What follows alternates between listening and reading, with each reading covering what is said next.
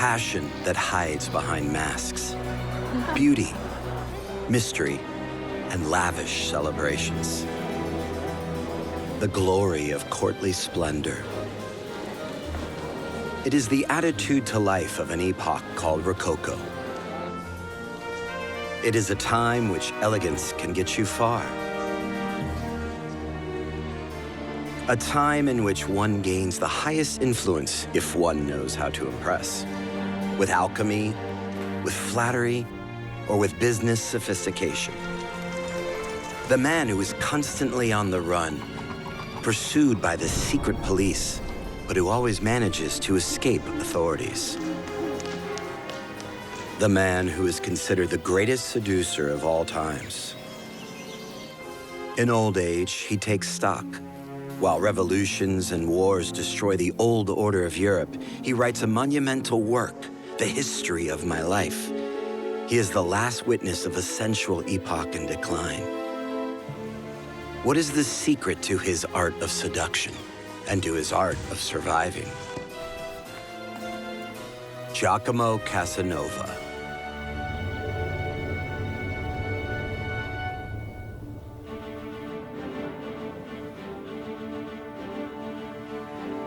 Giacomo Casanova, the most famous Venetian. What does this man have that others don't? A master in the art of living and a daredevil. A brilliant entertainer. A free spirit who revolutionizes the love between a man and a woman. To this day, his womanizing skills are mythical. He became famous for his memoirs. He works on them for 12 years to alleviate his loneliness in old age. On more than 3,000 pages, he describes his dramatic life. Nobody has described his time in more detail than he has. No one has staged his life so sensuously in literature. And no one is loved so intensely. In the end, all he has left are his memories. His life begins in Venice in 1725. He is only 8 years old when his father dies. His mother is an actress, coveted and glamorous, celebrated on the stages of Europe. But he will miss her too, because she is constantly on tour, leaving little Giacomo in Venice. Venice, the ancient lagoon city. He'll be shaped by it, just like his grandmother, who barely keeps the sickly boy alive. Constant nosebleeds weaken the child's body. After all, Grandma can only think of one last thing. Casanova's first memory is a traumatic experience. My grandmother calls me into a gondola and takes me to the island of Murano. There, a witch is waiting for us. The witch opens a box, puts me inside, and tells me not to be afraid, which of course scares me even more. I'm still bleeding. I hear laughing, crying, singing, screaming, and knocking on the box in turns. Finally, they get me out of the box. The bleeding has stopped. The witch predicts a fairy will visit me in the coming night. I can't talk to anyone about any of this, or I'll die. For Casanova, this is a kind of initiation ritual, a kind of second birth. He was with his witch, which he certainly experienced as a kind of healing being, and I think that also had a very strong influence on his image of women. It influenced him to the extent that he had experienced that there is no need to be afraid of women, but of course it also influenced him in that he has experienced that people can be manipulated, that he had been manipulated himself for the first time, and he learned that people are gullible. And of course, he carried that with him into his later life. The boy is cured. He develops his skills playfully. He learns to read and write in no time.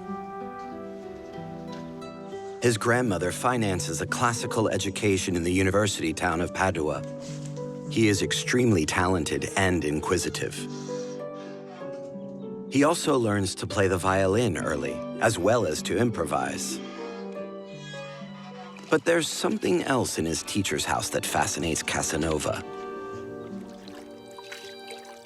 My teacher had a younger sister, Bettina. I liked her right away, but I didn't know why. She kindled the spark of passion in my heart, which was to dominate me later.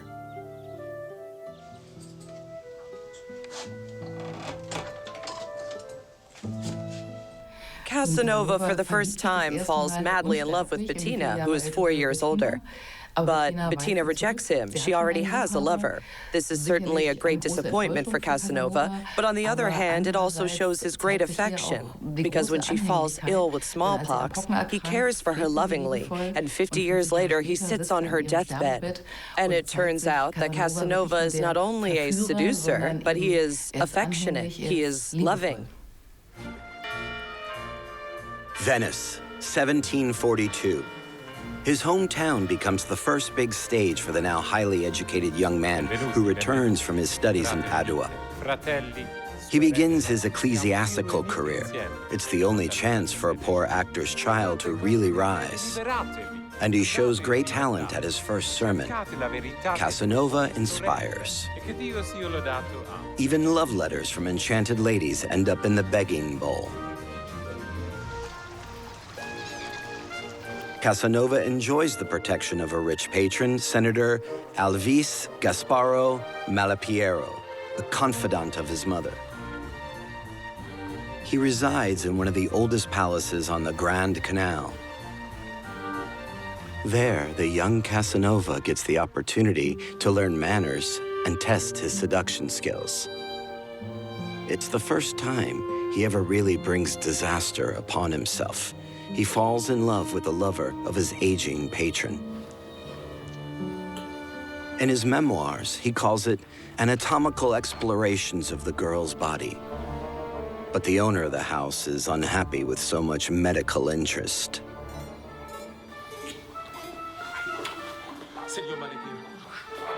This expulsion by his patron makes Casanova destitute, but he will keep risking everything for passion. He must leave Venice and try his luck somewhere else. I have always relied on divine providence, he says retrospectively. He shares his carriage with a lawyer on a business trip to Rome. He immediately likes the lawyer's wife, Lucrezia.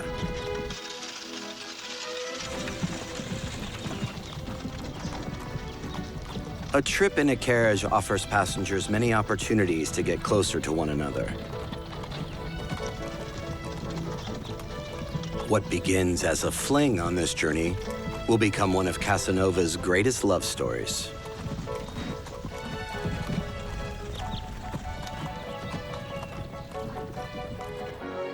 Rome, the holy city, the power center of the world's largest religious community. Casanova even succeeds in being admitted to the Pope in the hope for employment, and with an extraordinary request. I asked the Pope's permission to read all the forbidden books. He gave them to me with his blessing. Casanova becomes secretary to the mighty churchman Acquaviva, but without adhering to the associated rules. Casanova is ready to put everything at risk once again for his freshly rused love for Lucrezia, this time his promising career in the Vatican. It's a very spicy liaison. He has also made friends with the lawyer, even though the latter suspects that Casanova is courting his wife. Casanova becomes the family's constant companion. During the sociable excursions to the countryside, he finds many opportunities to inconspicuously get away with his beloved. 9 months later, she has a child from her husband or Giacomo Casanova. The daughter is christened Giacomina.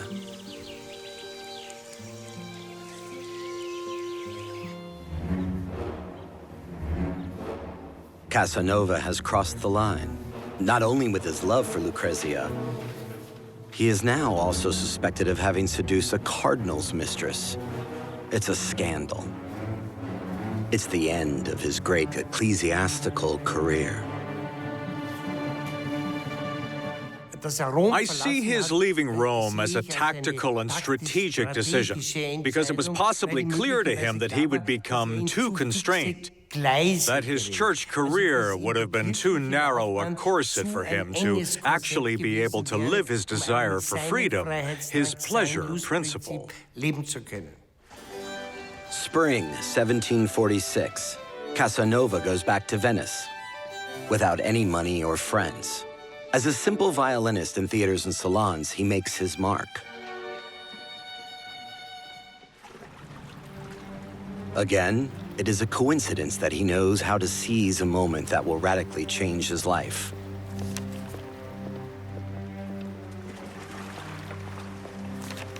In passing, a rich Venetian drops a letter. Casanova chases after the stranger.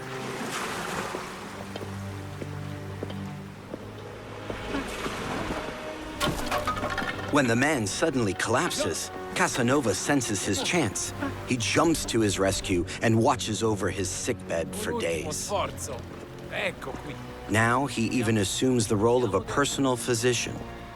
With success, because the patient sees Casanova as his lifesaver and opens his house to him in gratitude.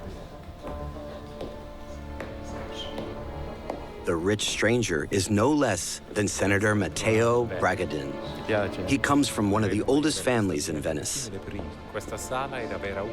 Bragadin introduces him to his wealthy friends. Two bachelors whose passion for occult sciences Casanova knows how to tend to. He makes an impression on the two gentlemen with his sophisticated appearance, his extraordinary education, and the aura of the initiated, which he exudes. These are all elements of his art of seduction. They don't only work on women. They are interested in Casanova's remarks on alchemy and astrology, but they don't realize that Casanova is a clever imposter. The improvisation artist is full of ideas and always has a formula or horoscope ready, which inspires his new friends. Casanova has a sixth sense to anticipate the wishes of other people. Casanova makes people feel as if they themselves came up with what he suggests to them.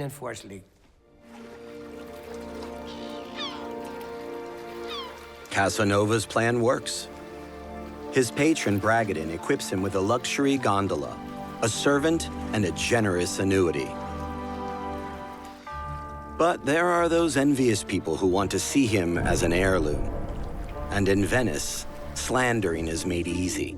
Everywhere there are letterboxes with the inscription, "For secret denunciations." The Inquisition is omnipresent. It's the best intelligence service at the time, and Casanova will become its victim. Even in old age, he remembers that he was accused of desecrating corpses. I was granted 24 hours notice, after which I was threatened with arrest. Under these circumstances, Signor Bragadin told me to better avoid the storm. Everything settles down in Venice once the city has forgotten a story. And Casanova does get away to Paris. In an inn, he meets a mysterious soldier who reveals himself to him as a woman. For Casanova, it's a challenge to fathom her role play. She allows herself to be seduced, but she keeps her secret. He had never met a woman so passionately combined with spirit and sensuality. They feel like soulmates. Casanova knows nothing of her heritage, but he suspects that she must come from a distinguished family. She takes off her soldier's uniform, but it is important to her to remain incognito. She has Casanova call her Henriette. She greatly fears being discovered. She doesn't tell her new lover why. The beautiful stranger will be the great love of his life. I spent 3 months with her in the same infatuation and was always happy.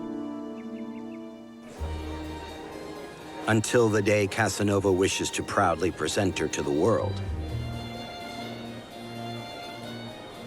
Initially, it's a complete success. His beautiful conquest is admired by everyone. But she fears to be recognized by one of those present, someone who knows about her secret. She is a member of a French noble family and fled from her violent husband. Her escape is a scandal that is spread all over the country. She is an unusually emancipated woman for that time. Casanova realizes he is going to lose her. With her appearance, she challenges her fate. And so it happens. She is recognized and decides to return to her family. She cuts her farewell words into a window pane. You will always forget Henriette.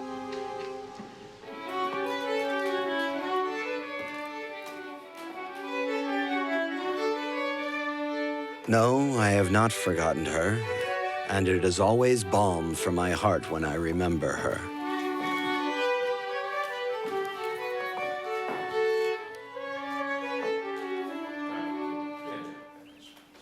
When I consider that now in my old age I find my happiness above all in the living memory, then I realize that my long life has probably brought me more happiness than misfortune. How strange love is. It is a kind of madness over which philosophy has no power, a disease that can affect people of any age and that is incurable when it attacks you in old age.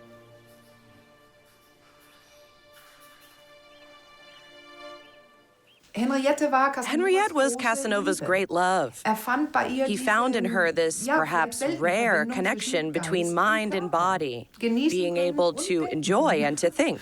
And it was very, very important to him that a woman could enjoy herself because he wanted to satisfy the woman, to make them happy, and he knew how. And he managed to do that both physically and emotionally, and that made him a very special man. And I think maybe he's the one we're all looking for today. Paris at that time is the cultural capital of Europe. This is where the intellectual and artistic elite of the era gather to present themselves at the extravagant festivals at the court of Louis XV. But Paris is also the capital of love for sale. The morals of 18th century noble society are flexible. The act of love then was of little more importance than eating and drinking.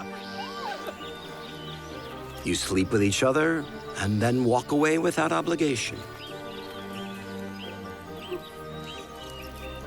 Once Casanova reminds the lady of the night they had just spent together. She's surprised. I remember you very well, but folly does not give us the right to know each other.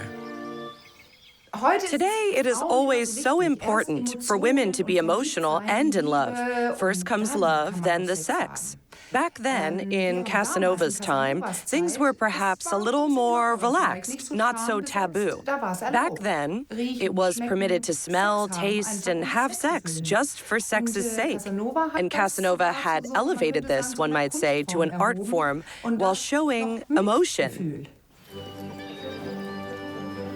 But now, Casanova feels like he's missing something. He has conquered Paris for himself, but after 2 years of debauchery, the Italian returns home to Venice, his old place of longing. Does he still have to fear pursuit by the secret police? His old patron Bragadin calms him down. His case is time-barred. But Casanova has not been forgotten by the envious. An informant is appointed to trail him.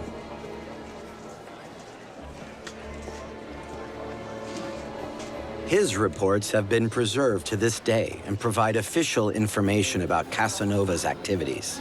It says that he is a gambler and knows many foreigners, that he frequents the homes of many girls, married women, and women of other kinds, that it had always been his way of life to live at the expense of others and win over gullible people, that Casanova thinks that those who believe in Jesus Christ are morons. When you get to know him, You see him in unbelief, lies, fornication, and lust, united in a way that arouses revulsion. So much for the informant's report. Are these accusations completely untrue? Perhaps not, because he says of himself, "There was no worse rake in Venice than me."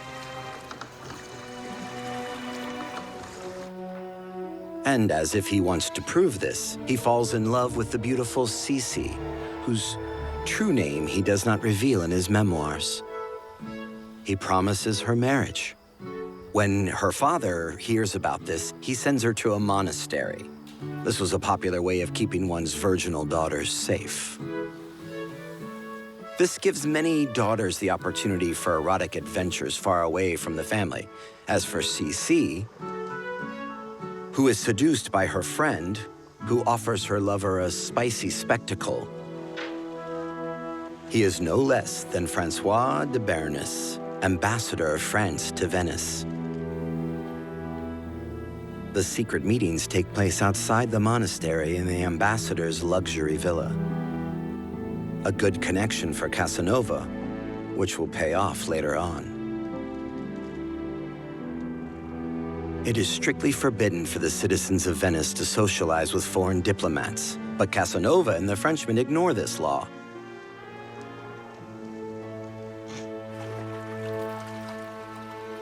Casanova feels untouchable. Does he really think the secret police won't find out? The informant's reports on Casanova's activities provide the state inquisitor with enough incriminating material. Casanova's claim to freedom was carried by his idea of inviolability. He always imagined a world in between. The thought that the Inquisition could ever reach him did not even exist in his imagination. And this was a suppressed risk that stimulated him, on the other hand. Is it the pleasure of exhausting the game to the very end? Does the trait that makes him a great seducer also make him a victim of himself, his hubris? On the morning of July 26, 1755, the chief of police presents him personally with a subpoena which will abruptly change Casanova's life. But not even now does he realize the gravity of the situation. He'll probably be back from interrogation by noon. He believes that his eloquence will also help him through his threatening situation. A dire mistake. He is locked up in the attic of the Doge's palace, the notorious lead chambers, so called because the roof is covered with lead plates. Bitterly cold in winter, unbearably hot in summer. The prominent prisoner is given small amenities, soap, books, writing materials, even some wine.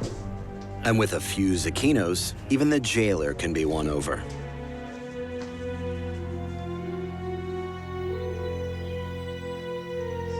But the hardest punishment for Casanova is his boredom and loneliness, and his uncertainty of whether he will ever leave this shed alive.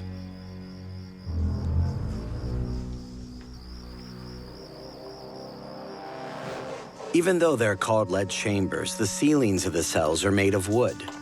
With a finger-thick iron splinter, he scratches through the planks for months. Persistence is also a characteristic of the seducer. His escape is cleverly planned. Casanova chooses early morning on All Saints' Day to escape because he knows that the prison guard will sleep off his hangover on this feast day. In his silk dresses, he can pass himself off as a leftover guest in the Doge's palace. In fact, the night watchman willingly opens the door for him. After 15 months, he is finally free. Andiamo. But he has to leave his beloved hometown behind and will not see it again for a long time. For Casanova, this was basically the worst thing that could have happened to him, to be banned from the city for almost 2 decades.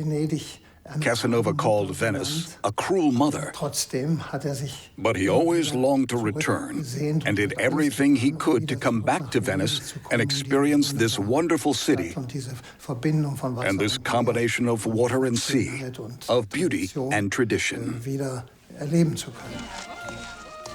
Casanova once again flees to Paris. He has old acquaintances there.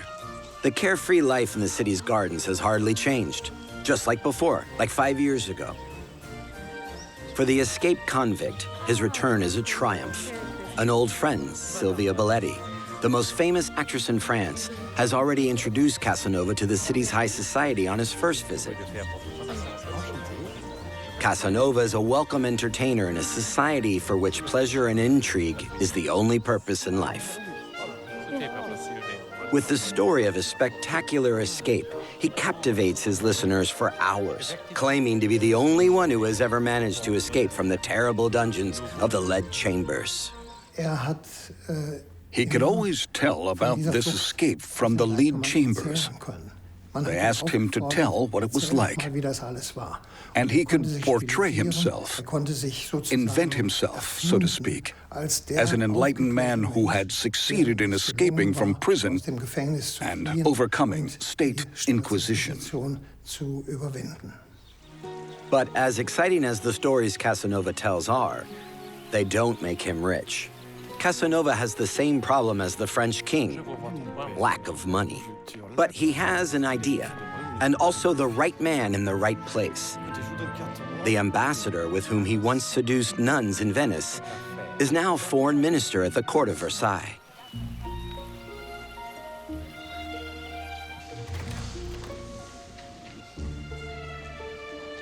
Monsieur. Casanova's plan is as shady as it is ingenious. Casanova à votre service. And he is given the opportunity to present it to the ministers of the court of Louis XV. His money-making machine is based on a fail-safe principle, the principle of hope.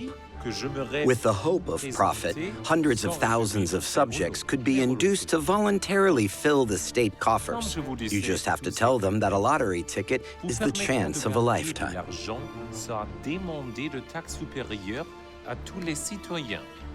He has created a probability calculation that shows how the state can only win through gambling. The concept is convincing. Hope and faith have always been good seducers. What Casanova doesn't say is that he knows the idea of the lottery from Genoa, and he copied the prize schedule from an Italian mathematician. But Casanova is still considered to be the inventor of the French state lottery until today. He makes millions himself.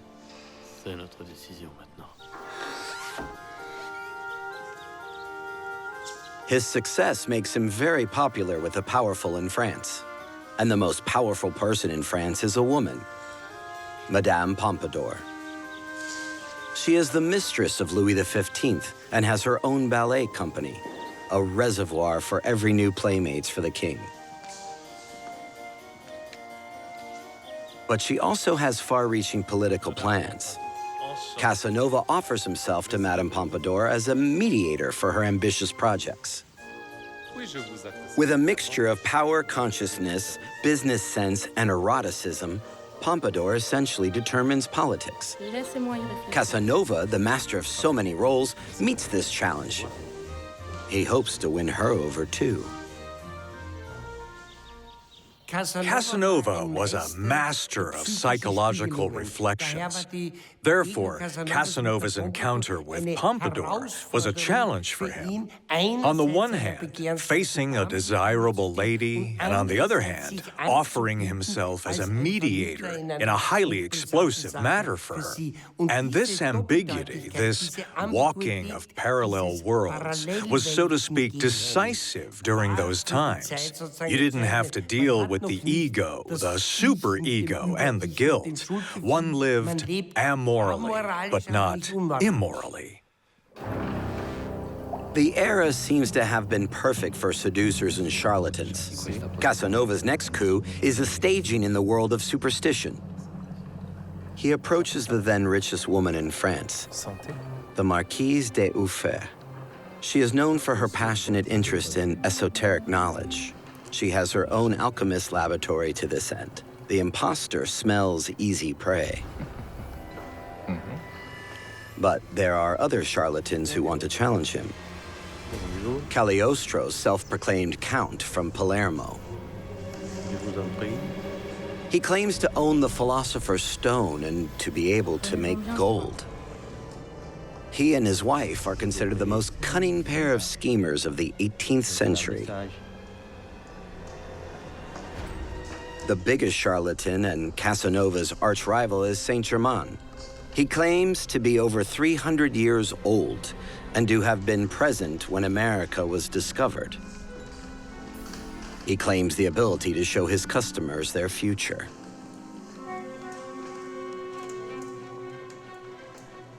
Casanova fears tough competition from the two of them. He has to come up with something exclusive to get to the Countess's fortune, especially since Casanova has already spent the millions he made with the lottery. For this, he needs an extraordinary tale of lies and a young girl. He finds her at the side of his younger brother, Gaetano, who has fled Venice with his lover and suddenly seeks his help. In contrast to Casanova, the brother has only become a priest and is considered a failure by Casanova throughout his life. Gaetano disagrees with Casanova's attempts to make a pass at his girlfriend Marcolina, much to his disadvantage.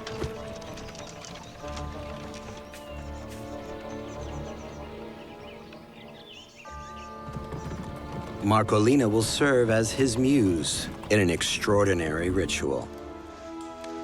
Madame de Uffert has set her mind on being reborn a man. Only as a man could she become immortal. Casanova knows what to do. She has to sleep with him 3 times.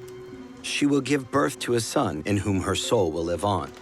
A young girl must be present as a mediator during the sacred act, and as Casanova later admits, to give him the necessary excitement for the strenuous ritual.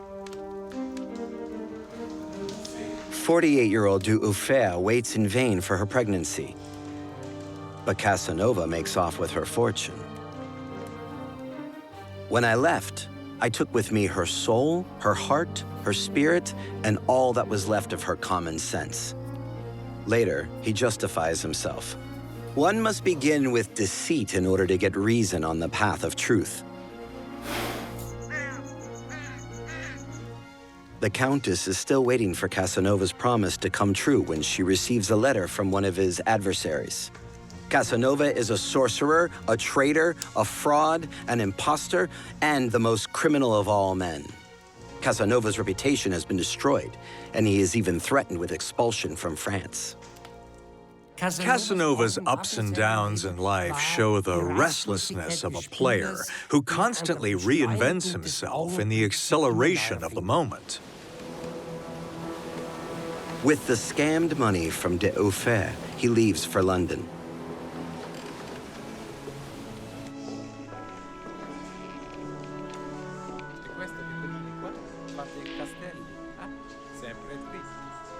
Here, too, Casanova socializes in the salons of fine society and understands how to stage himself as a dandy. Here, Casanova meets an extraordinary and dangerous woman, Marianne Chapillon. She's a much sought-after beauty for sale. For sale only at a reasonable price, and also very choosy. Casanova has not yet lost his lust for the game of seduction.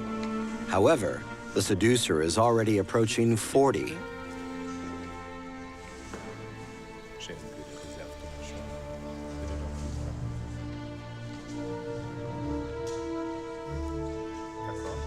She will put his art of seduction to his toughest test.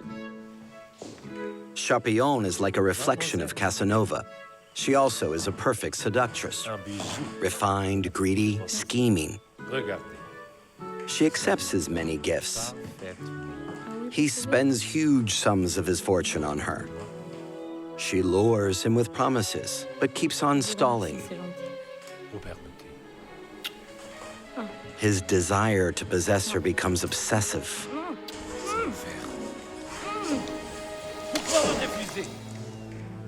Casanova is beside himself. No woman has ever rejected him like that before, and he has never been so desperate in his whole life. But he knows how to get even. Charpillon is a worse whore than her mother. The talking cockatoo becomes a sensation for passers-by in front of the London Stock Exchange, where Casanova offers it for sale. Decades later, he is still appalled by his behavior towards Charpillon. He had never been violent with a woman before. His charm had always triumphed. What had happened? Had he become too old? In his despair, he had even been on the verge of jumping off a bridge into the River Thames. The great seducer at the end of the line? Casanova and suicide. That's actually an unacceptable paradox because one does not imagine that someone who deals so psychotechnically with love suddenly despairs of love. And it would be interesting to think that Casanova was narcissistically offended by the rejection and therefore weary of life, not out of existential despair par excellence. Casanova would have every reason for existential despair. He is to be brought to justice in London for forgery of checks. He faces the death penalty. Again, he has to go on a journey to build a new existence. His next destination, Potsdam, the summer residence of Frederick the Great, Sanssouci. Here, he hopes to find a position that would free him from his financial worries forever. Within 3 days, he manages to get an audience with old Fritz, Casanova recalls. It was the first conversation I had with a king. It felt as if I was playing a scene in an Italian comedy, where the actor has to improvise and if he gets stuck, is immediately booed out. So I arranged my face in dignified folds and replied to the proud ruler, I could talk about the theory of tax. When we arrived at a round temple with a double row of columns, he stopped in front of me, looked at me from head to toe, and after a few seconds said, "You know, you are a very beautiful man." Frederick the Great offers him a job as a teacher. What an imposition. He, Casanova, a teacher at a cadet school? He will try his luck in other European capitals.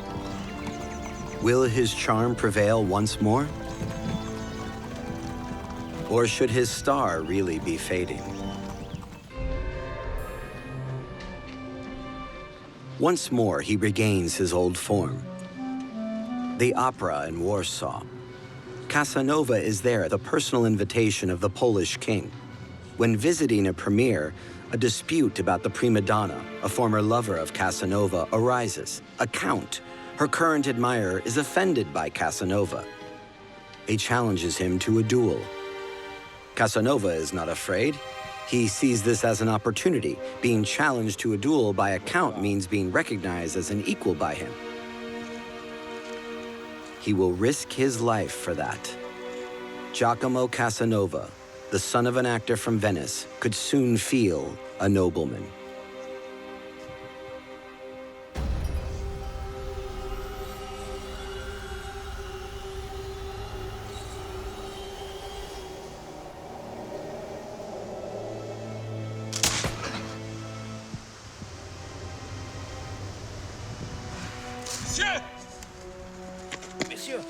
The Count is badly wounded, but proves to be a gentleman. He asks Casanova to flee. Dueling is forbidden in Poland. He must fear expulsion by the Polish king, or worse still, the revenge of his relatives. The Count survives, and Casanova flees Poland. I remembered my sufferings and my joys. I found that I was to blame for all of my own misfortunes, that I had abused every favor of fate. Whether happy or unhappy, life is the only treasure man possesses, and he who does not love it is not worthy of it. For another 20 years, Casanova travels all over Europe. He dabbles at being a theater director, author, publisher, and also occasionally a spy on behalf of the Inquisition of his hometown, Venice. Casanova's last stop? Due Castle in Bohemia in today's Czech Republic. At the age of 60, he finally finds a permanent position as a librarian in the house of Count Waldstein.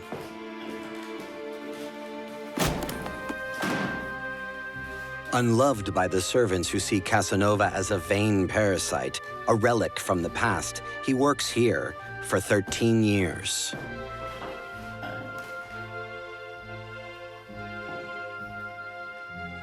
Casanova has lost everything: wealth, charm, the recognition of young women. What does he possess left in old age? The memory through words by writing the story of my life.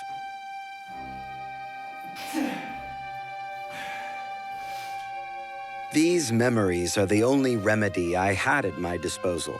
So as to not go mad or die of grief, I wrote them out.